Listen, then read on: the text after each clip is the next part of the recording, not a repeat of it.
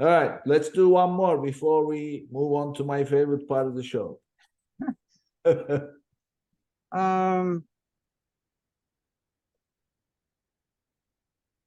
do you think is the best way for somebody to stay informed of policy changes?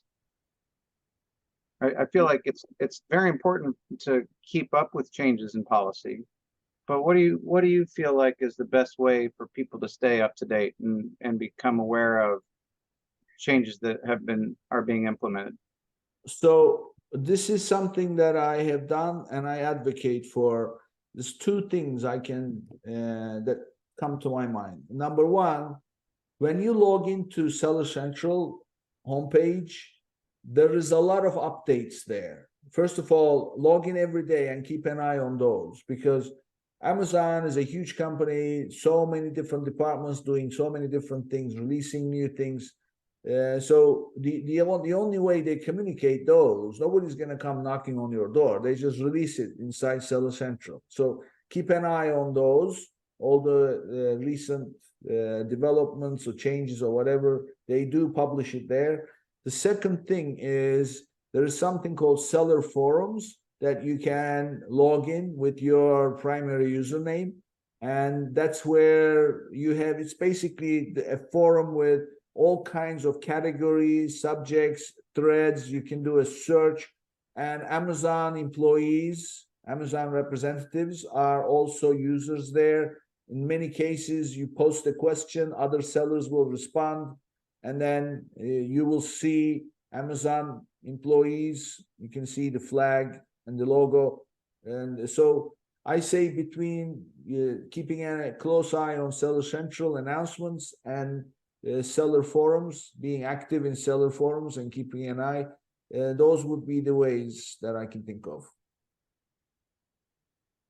I would say there's one other thing that a lot of sellers sort of take for granted or assume, and that is that if you're FBA, that Amazon's going to handle all of the customer service for you.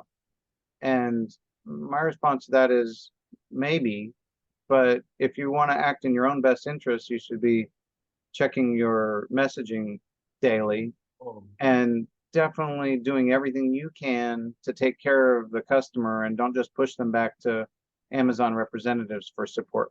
You know, if they reach out to you, do whatever you can to reach out, to respond, to provide excellent customer service. Well, they have a metric. So you have buyer-seller messages. So those buyer-seller messages are your responsibility as a seller, and they need to see you handling those in a timely manner. And they have two metrics, responded over 24 hours or under 24 hours, and it shows the count. Now, the last I had anything to do with that metric, I was told it may have changed. I don't know the latest use of it, but I was told that this is not a metric that will be considered for account suspensions. Doesn't affect it.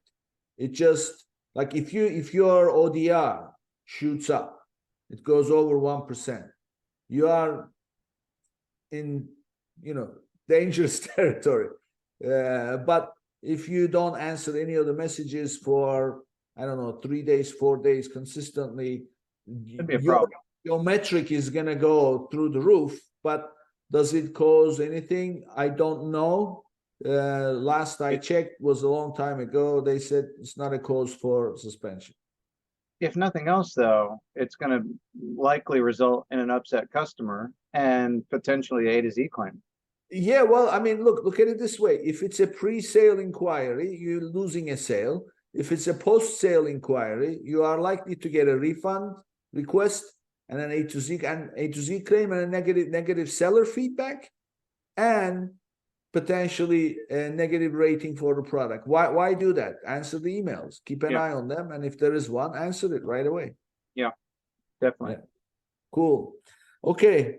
So this was we really covered the most essential parts of managing your seller activity, so to speak, as the account holder.